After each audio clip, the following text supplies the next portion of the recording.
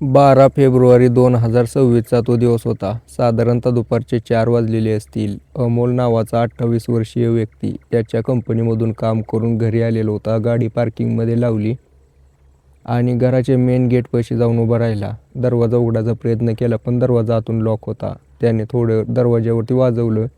त्यावेळेला आतून समीर नावाचा त्याचाच दोस्त, तो पण 28 वर्षाचाच, घरातून बाहेर निघाला. आता तो समीर म्हणला की थोडंसं काम होतं म्हणून आलो. याला समजत नव्हतं की असलं काय काम होतं की दरवाजा बंद करून काम चालू होतं. आता हा समीर थोडं पुढे जाऊन त्याची पॅन्ट वगैरे वर करत होता, शर्ट नीट सावरत होता, बेल्ट घालत होता. हे बघून त्याच्या मनामध्ये थोडी शंका आली. घरामध्ये गेला तर त्याची ही पत्नी त्याची साडी वगैरे सावरत होती आणि त्याला बघून तिच्या चेहऱ्यावरचे हावभाव बदलले.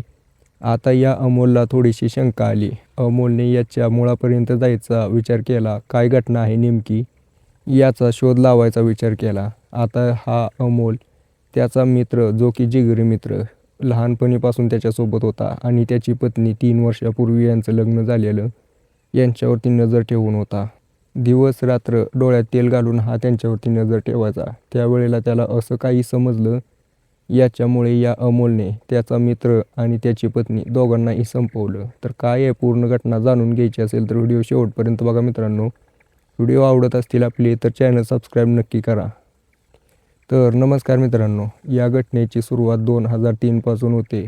2003मध्ये अमोलच्या घराशेजारी असलेल्या एका घरी एक नवीन कुटुंब राहायला आलेलं होतं. समीर नावाचा पोरगा त्याच्या आईवडिलांसोबत त्या ठिकाणी राहायला आलेला होता. या दोघांची त्या ठिकाणी दोस्ती होते. काही दिवसानंतर दोघं एकाच शाळेमध्ये शिकायला जातात. एका बेंचवरती बसणं, दोघांची मैत्री एवढी घट्ट झाली होती की आता त्यांचे एकमेकाच्या घरचे या दोघांना एकमेकाची पोरच म्हणायची. आता या दोघांना दोघांच्या घरी जाण्याची कसलंही बंधन नव्हतं. घरच्यासारखं वातावरण खेळ मिळायचं. जे काय बनेल ती एकमेकं शेअर करायची, खायची, राहायची. अशा प्रकारे यांचं आयुष्य चालू होतं. या दोघांनी 10वी चांगल्या मार्काने पास केली. त्यावेळेला दोघांनी पण सायन्सच्या साईडने 11वीत ॲडमिशन घेतलं. 11वी झाली, 12वी झाली, ग्रॅज्युएशन पण पूर्ण झालं. त्याच्यानंतर थोडे दिवस या दोघांनी नोकरी केली.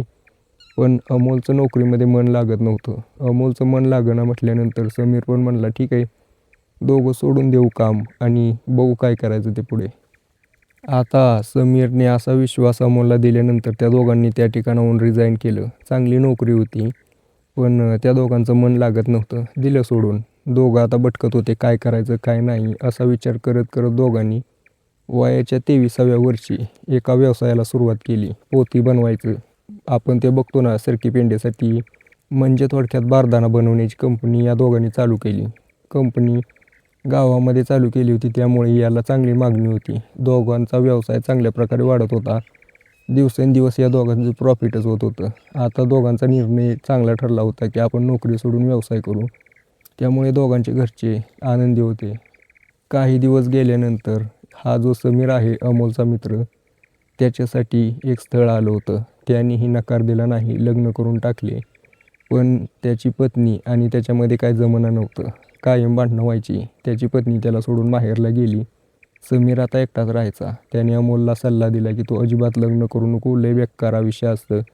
पण अमोलच्या घरचे इकडं पाठीमागे लागली होती की तू लग्न कर, लग्न कर. आता या सगळ्याला कंटाळून अमोलने होकार दिला घरी. त्यावेळेला त्याच्या घरच्यांनी त्याच्यासाठी अगोदरच एक मुलगी बघून ठेवलेली होती. त्या दोघांचं लग्न लावून दिलं. उमा नावाची पोरगी अमोलपेक्षा 1.5 वर्षांनी लहान होती. आता अमोलचं वय 25 वर्ष झालं. अमोल 25 वर्षाचा, ती 23.5 वर्षांची. दोघांची जोडी चांगली जुळली होती. हळूहळू दिवसामागे दिवस जात दोघांचा संसार चांगला चालू होता. अमोल आणि समीरचा व्यवसाय पण चांगला चालू होता. प्रॉफिट काही दिवसांतच लाखोचं, करोडोचं चालू होतं. म्हणजे व्यवसाय एक नंबर चालू होता. याच वाढत्या व्यापामुळे अमोलचं आता लक्ष थोडं घराकडे कमीच जात होतं. कोणाला बोलणं नाही, ना कोणासोबत संपर्क. समीर आणि अमोल हे दोघंच त्यांच्या त्यांच्या व्यवसायाच्या नादी. या समीरला तर घरदार नव्हतं. त्याची पत्नी तर सोडून गेलेली होती. मग त्याला काय काम होतं? ऑफिसमध्ये बसून असायचा. अमोलला पण बोलवून घ्यायचा कधी पण तो ऑफिसमध्ये. ज्या वेळेला समीरच्या पत्नीसोबत त्याचा वाद चालू होता, त्यावेळेला समीरच्या डोक्यामध्ये टेन्शन होतं. त्यावेळेला समीरने अमोललाच कंपनीचं मेन माणूस बनवलं होतं. सगळे हिशोब ते अमोलच बघायचा. त्यामुळे अमोलच्या डोक्यावरती समीरपेक्षा जास्त काम होतं. समीर आता थोडा हलका झाला होता कामातून. एवढं काय काम वगैरे नव्हतं, त्यामुळे तो निवांत असायचा. ज्यावेळेला पण या अमोलला काय गरज पडेल घरून आणायची, त्यावेळेला हा आपल्या या समीरला सांगून द्यायचा की जा घरी, तू हे घेऊन ये, ते घेऊन ये. त्यामुळे अमोलच्या घरी समीरचं येणं जाणं वाढलं होतं. ज्यावेळेला याचं येणं जाणं घरी वाढलं, त्यावेळेला अमोलची पत्नी उमा हिच्यासोबत या समीरची ओळख चांगल्या प्रकारे वाढली होती. पहिल्यापासून ओळख होती, पण नुसता हाय हॅलोपुरती ओळख, एवढं काय जास्त नव्हतं. आता ज्यावेळेला पण हा घरी यायचा, त्यावेळेला तासनतास बसायचा, गप्पा मारायचा. तिकडून अमोल कॉल करायचा की अरे बाबा ये पटकन. त्यावेळेला कारणं द्यायचं की अरे मी घरी आलो, तो जेवण करतोय, आलोच. अशा गप्पा मारायचा, कारणं सांगायचा. आता या अमोलला तर काही गोष्ट लक्षात येत नव्हती. कामाच्या व्यापामध्ये त्याचं लक्ष पूर्णपणे कमी झालेलं होतं. अमोलची पत्नी उमा अमोलला म्हणायची की काय माझ्याकडे लक्ष देत नाही तुम्ही. त्यामुळे ती नाराज राहायला लागली होती. या सगळ्या गोष्टीकडे या समीरचं लक्ष गेलं. समीरने आता उमाकडे लक्ष द्यायला चालू केलं आणि म्हणायचं की हे बघा ना, मी एवढं माझ्या पत्नीकडे लक्ष द्यायचो तरी सोडून गेली आणि तुम्ही एवढं लक्ष देत नसून सुद्धा अमोल तुमच्याकडे तरी राहताय. एवढ्या सुंदर तुम्ही, तुमची कधी तारीफ केली का अमोलने? ज्यावेळेला हा तिला भडकवायचा, अमोलची पत्नी उमा ही पण भडकून जायची आणि अमोलवरती चिडचिड करायची. आता हळूहळू या समीरने अमोलची पत्नी त्याच्याकडे वळून घेतली होती. आता जास्त वेळ ही समीरसोबतच घालवायची. दोघांमध्ये प्रेम जुळलं, प्रेमाचं नातं अनैतिक संबंधामध्ये बदललं. दोघं संबंध करायचे मनसोक्तपणे, याची कसलीही कुणकुण नव्हती या अमोलला.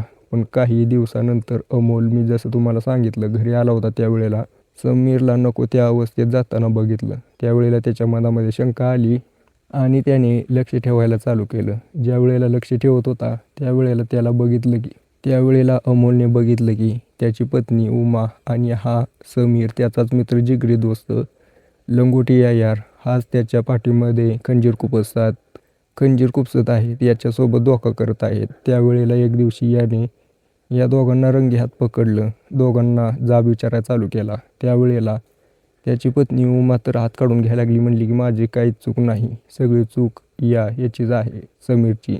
समीरला राग आला, समीर बोलायला लागला.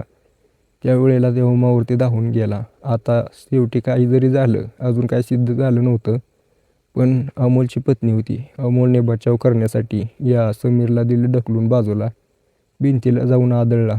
त्या ठिकाणी त्याचा मृत्यू झाला. आता हे सगळं नकळत झालं होतं, पण झालं होतं, ही घटना घडली होती. समीरचा मृत्यू झाला. अमोलला काही समजेना. 5 मिनटं शांत बसला. त्याने त्याच्या पत्नीसोबत वाद घातला, तुझ्यामुळं झालं हे सगळं, माझा जिगरी दोस्त गेला, तुझ्यामुळं सगळं घडले. पण ती उमा म्हणाली की माझा काय संबंध आहे? मी म्हटलं ना माझा काहीच संबंध नाही, जे काय केलं ते तूच केलं, आता तू बघून घे. अमोलला समजत नव्हतं की काय करू. पोलिसात जर ही घटना गेली, नक्कीच मला जेल होईल. आता मी वाचू कसं याच्यातून? त्याने या उमाला म्हटलं की तुला जर माझ्यासोबत राहायचं असेल, मी तुला काय म्हणू असं वाटत आणि तुला वाटत असेल की मी तुला काही बोलू नये, तर आता याची बॉडी ताब्यात घे आणि काय याचा विल्हेवाट लावायचं ते लाव. उमा म्हटली तुला पण साथ द्यावं लागेल. दोघांनी मिळून या बॉडीची विल्हेवाट लावली.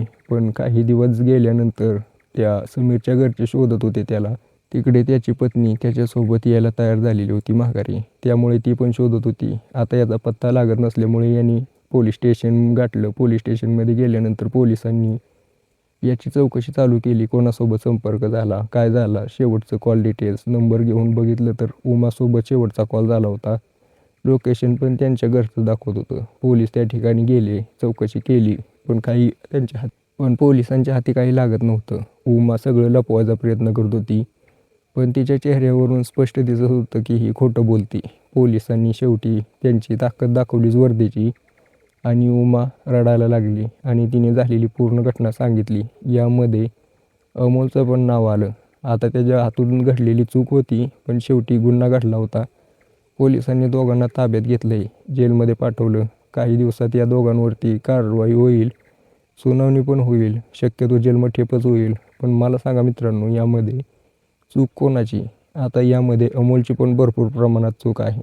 लग्न झालंय म्हटल्यानंतर थोडंफार तर लक्ष द्यायला पाहिजे होतं, त्याने लक्ष दिलं नाही. कामाच्या व्यापामध्ये तो विसरून गेला, त्यामुळे ही घटना घडली असं मला वाटतंय. तुमचं मत काय याच्यावरती कमेंट करून नक्की सांगा. व्हिडिओ आवडत असेल तर चॅनल सबस्क्राईब नक्की करा.